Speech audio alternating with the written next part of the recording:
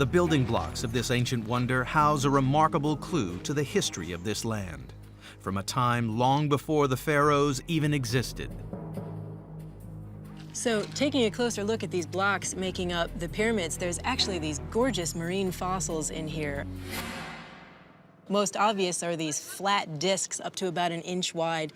They're called nummulites, and they're actually single-celled organisms. The name nummulites means little coins in Latin. They are some of the largest single-celled creatures to have ever existed. In ancient times, these blocks were cut from quarries across the country and dragged to the pyramid site. Each block weighed 2.5 tons, and it took 2 million of them and over 20 years to build the Great Pyramid.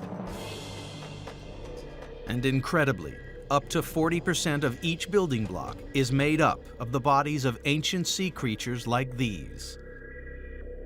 What's even more important about the marine nummulites is that they date back 40 million years, and they only lived in water. It's a piece of evidence that this area, now desert, was once underneath the ocean. You think about the construction of the pyramid, but not necessarily about what it's made of in these gorgeous fossils. The Sahara now is the world's biggest dust bowl. But the tiny nummulites fossils suggest that it was once very different, that perhaps there could have been water in this barren wilderness. Smith heads further inland to investigate this extraordinary idea.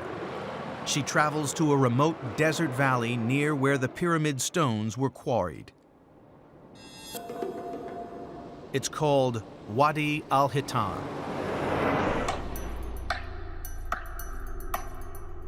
Spread out in the sand lie hundreds of fossils, first excavated in 1983. But these are nothing like the tiny nummulites. That's a whale. So here's the backbone, the vertebrae. Here's some ribs, shoulder, part of the front fin, and there are the jaws. This guy definitely did not live in a desert.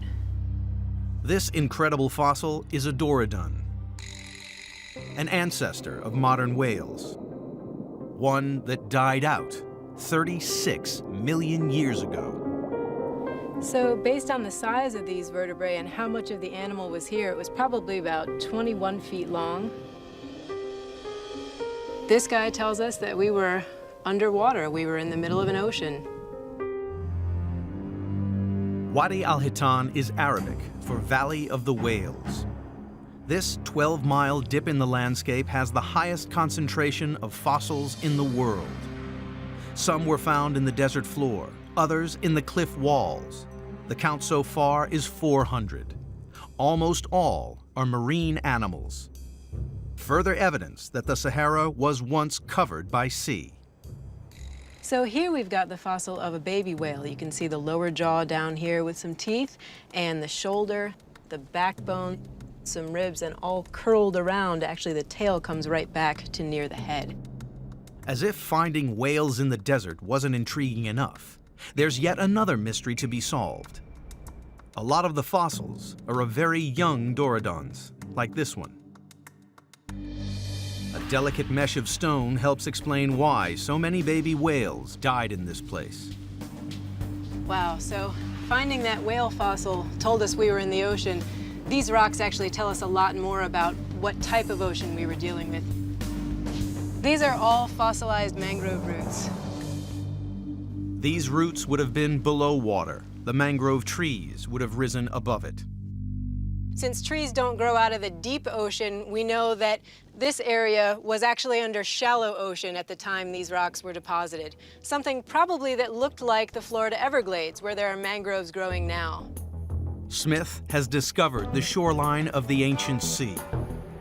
The shallowness of the water could explain why there were so many young animals here. So one idea, there's a bunch of these baby whale fossils found in this area, and this would have been a shallow protected bay that maybe the whales came just to birth their young. It is absolutely incredible to see a fossilized whale in a place that right now gets less than 1 millimeter of rainfall a year. It's as much convincing evidence for geologic change as I can imagine.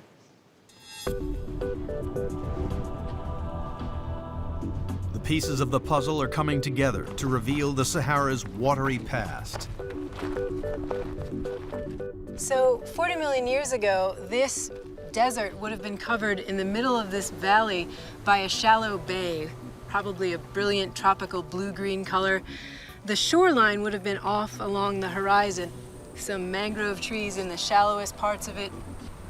Inland would have been a vibrant combination of rainforest and swampland. The whales would have been drawn to this ancient shore because of the plentiful supply of food. But their ocean is about to vanish.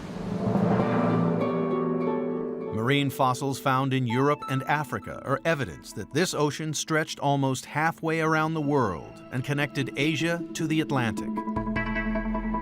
It's called the Tethys Sea, and much of the Sahara was submerged under it. The mystery is how and when this lush water world turned into the barren wasteland we see today. The answer lies not in climate patterns, but in geology. The entire African continent is underpinned by a giant piece of the Earth's crust. It's called a tectonic plate, and 40 million years ago, in what is known as the Eocene Age, it was on the move. So at Wadi Al-Hitan, we have whales swimming around in this Eocene Ocean. All the while, the African plate is moving to the north. Africa collides with Europe, closing the Tethys Sea. But the African plate keeps moving. So we uplifted the northern part of Africa, and so the Tethys Sea recedes. And we've got this whole area of North Africa now emerged. It's out on land. The whales of Wadi Al-Hitan are cut off and trapped in smaller and smaller pools of water.